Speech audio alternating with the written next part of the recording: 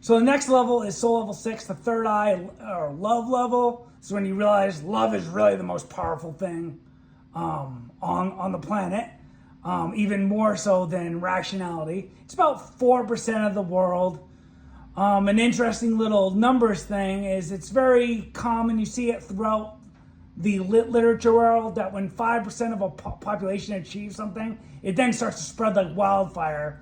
So the previous level, the throat rational level, has kind of been the leading edge of the world for a while. This is the level that's about ready to take over. We're at about 4% right now, and it's starting to gain some foothold. It was really hard for it to take a large scale leadership position before because it was just too few and far between.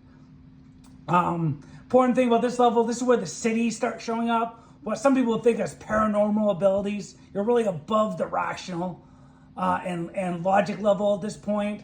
So I was at a spiritual retreat one time, and this lady did Reiki on me, and I don't think there's a Western doctor on the planet that to explain what I felt with this lady's hands. Just, and this is where you can start doing, I want to use the word magic, but that word gets thrown around a little bit, but stuff that's above what the rational mind can really comprehend. I have a lot of friends who are kind of in the nether zone between this level and the previous level, and an obstacle of the previous level is that you try to explain like the cities and paranormal and spirituality using the rational mind, and it can't quite do it.